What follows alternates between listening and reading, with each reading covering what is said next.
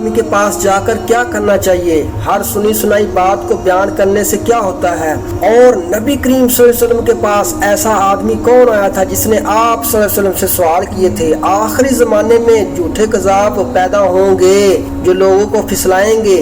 شیطان کسی انسان کی شکل میں کیا آ سکتا ہے؟ تم میں سب سے بہترین اسلام پر چلنے والا کون ہے؟ دوستو آج جو میں آپ کے لیے ویڈیو لے کر آیا ہوں یہ صحیح مسلم کی حدیث ہیں، اور یہ حدیث بہت ہی زیادہ قیمتی ہیں آپ لوگوں کے لیے۔ اگر آپ پوری ویڈیو دیکھیں گے تو آپ کو ضرور انشاءاللہ اس سے فائدہ حاصل ہوگا۔ حضرت عبداللہ بن عمر رضی اللہ تعالیٰ عنہ ابن عامر رضی اللہ تعالیٰ عنہ کے پاس ان کی عیادت کے لیے گئے۔ وہ بیمار تھے۔ ابن عامر رضی اللہ تعالیٰ عنہ نے کہا، ابن عمر کیا آپ میرے لیے اللہ تعالیٰ سے دعا نہیں کریں گے؟ انہوں نے کہا، میں نے رسول کریم صلی اللہ علیہ وسلم سے سنا، آپ نے فرمایا نماز پاکیزگی کے بغیر قبول نہیں ہوتی، نہ صدقہ نہ حق حاصل کیے ہوئے مال سے قبول ہوتا ہے، اور آپ بصرہ کے حاکم رہ چکے ہیں، آپ کے پاس کوئی ایسا مال تو نہیں ہے؟ یہ مسلم کی 535 اور انٹرنیشنل امریکہ کے مطابق 224 ہے حدیث نمبر۔ انہوں نے حضرت حفص بن عاصم سے روایت کی، کہا رسول کریم صلی اللہ علیہ وسلم نے فرمایا آدمی کے جھوٹا ہونے کے لیے یہی کافی ہے کہ وہ ہر سنی ہوئی بات کو بیان کر دے۔ صحیح مسلم کی 7 حدیث۔ حضرت عبداللہ بن عمر ابن خطاب رضی اللہ عنہ مسجد میں داخل ہوتے ہوئے مل گئے۔ میں اور میرے ساتھی ان کو درمیان میں لے لیا، ایک ان کی دائیں طرف تھا اور دوسرا ان کی بائیں طرف۔ مجھے اندازہ تھا کہ میرا ساتھی گفتگو کا معاملہ میرے ہی سپرد کرے گا، چنانچہ میں نے عرض کی، اے ابو عبد الرحمن، یہ عبداللہ بن عمر واقعہ ہے، یہ ہے کہ ہماری طرف کچھ ایسے لوگ ظاہر ہوئے ہیں جو قرآن مجید پڑھتے ہیں اور علم حاصل کرتے ہیں، اور ان کے حالات بیان کیے۔ ان لوگوں کا خیال ہے کہ تقدیر کچھ نہیں، ہر کام نئے سرے سے ہو رہا ہے، پہلے اس بارے میں کچھ طے ہے، نہ اللہ کو اس کا علم ہے، نعوذ باللہ۔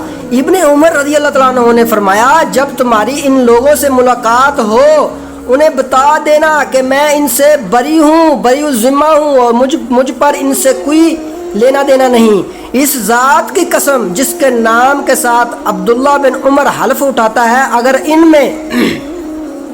ان میں سے کسی کے پاس احد پہاڑ کے برابر سونا ہو اور وہ اسے خرچ بھی کر دیں تو اللہ تعالیٰ اس کی طرف سے اسے قبول نہیں فرمائے گا یہاں تک کہ وہ تقدیر پر ایمان لے آئے۔ پھر کہا، مجھے میرے والد عمر ابن خطاب رضی اللہ تعالیٰ عنہ نے بتایا، ایک دن ہم رسول کریم صلی اللہ علیہ وسلم کی خدمت میں حاضر تھے کہ اچانک ایک شخص ہمارے سامنے نمودار ہوا۔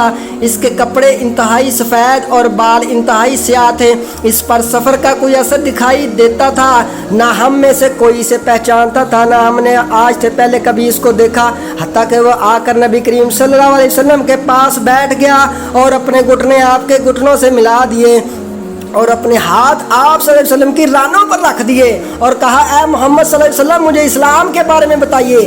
رسول کریم صلی اللہ علیہ وسلم نے فرمایا، اسلام یہ ہے کہ تم اس بات کی گواہی دو کہ اللہ تعالیٰ کے سوا کوئی عبادت کے لائق نہیں اور محمد صلی اللہ علیہ وسلم اللہ کے رسول ہیں، نماز کا اہتمام کرو، زکوٰۃ ادا کرو، رمضان کے روزے رکھو، اور اگر اللہ کے گھر تک راستہ طے کرنے کی استطاعت ہو تو اس کا حج کرو۔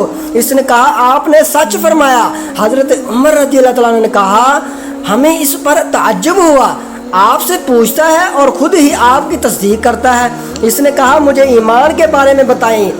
آپ صلی اللہ علیہ وسلم نے فرمایا، یہ کہ تم اللہ تعالیٰ، اس کے فرشتوں، اس کی کتابوں، اس کے رسولوں اور آخری دن یوم قیامت پر ایمان رکھو اور اچھی اور بری تقدیر پر بھی ایمان لاؤ۔ اس نے کہا، آپ نے درست فرمایا۔ پھر اس نے کہا، مجھے احسان کے بارے میں بتائیے۔ آپ صلی اللہ علیہ وسلم نے فرمایا، یہ کہ تم اللہ تعالیٰ کی عبادت اس طرح کرو گویا تم اسے دیکھ رہے ہو، اور اگر تم اسے دیکھ نہیں رہے تو وہ تمہیں دیکھ رہا ہے۔ اس نے کہا، تو مجھے قیامت کے بارے میں بتائیے۔ آپ صلی اللہ علیہ وسلم نے فرمایا، جس سے اس قیامت کے بارے میں سوال کیا جا رہا ہے وہ پوچھنے والے سے زیادہ نہیں جانتا۔ اس نے کہا، تو مجھے اس کی علامات بتا دیجئے۔ آپ صلی اللہ علیہ وسلم نے فرمایا، علامات یہ ہیں کہ لونڈی اپنی مالکہ کو، یعنی لونڈی جو ہوگی وہ اپنی مالکہ کو جنم دے گی، اور یہ کہ تم ننگے پاؤں ننگے بدن محتاج بکریاں چرانے والوں کو دیکھو گے کہ وہ اونچی اونچی عمارتیں بنانے میں ایک دوسرے کے ساتھ مقابلہ کر رہے ہیں۔ حضرت عمر رضی اللہ تعالیٰ عنہ نے کہا، پھر وہ سائل چلا گیا، میں کچھ دیر اسی عالم میں رہا، پھر آپ صلی اللہ علیہ وسلم نے مجھ سے کہا اے عمر تمہیں معلوم ہے کہ پوچھنے والا کون تھا؟ میں نے عرض کی یا رسول اللہ صلی اللہ علیہ وسلم اللہ اور اس کا رسول زیادہ بہتر جانتے ہیں۔ آپ صلی اللہ علیہ وسلم نے فرمایا وہ جبرائیل علیہ السلام تھے، تمہارے پاس آئے تھے، تمہیں تمہارا دین سکھا رہے تھے۔ سبحان اللہ۔ صحیح مسلم کی 93 نمبر حدیث۔ شراحیل بن یزید کہتے ہیں مجھے مسلم بن یسار نے بتایا کہ انہوں نے ابو ہریرہ رضی اللہ تعالیٰ عنہ کو یہ کہتے ہوئے سنا کہ رسول کریم صلی اللہ علیہ وسلم نے فرمایا آخری زمانے میں ایسے دجال، جھوٹے فریب کار، کذاب ہوں گے جو تمہارے پاس ایسی احادیث لائیں گے جو تم نے پہلے نہیں سنی ہوگی، نہ تمہارے آباء و اجداد نے تم سنی ہوگی۔ تم ان سے دور رہنا، کہیں وہ تمہیں گمراہ نہ کر دیں اور تمہیں فتنے میں نہ ڈال دیں۔ صحیح مسلم کی 16 حدیث۔ حضرت عبداللہ بن مسعود نے فرمایا شیطان کسی آدمی کی شکل اختیار کرتا ہے، پھر لوگوں کے پاس آتا ہے اور انہیں جھوٹ پر مبنی کوئی حدیث سناتا ہے، پھر وہ بکھر جاتے ہیں۔ ان میں سے کوئی آدمی کہتا ہے میں نے ایک آدمی سے حدیث سنی ہے، میں اس کا چہرہ تو پہچانتا ہوں پر اس کا نام نہیں جانتا۔ وہ حدیث نبی کریم صلی اللہ علیہ وسلم کی سنا رہا تھا۔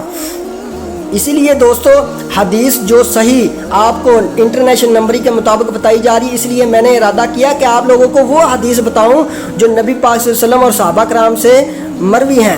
صحیح مسلم کی 17 حدیث۔ ایک دن ایک آدمی نبی کریم صلی اللہ علیہ وسلم سے پوچھا، اس نے پوچھا کہ کون سا اسلام بہتر ہے؟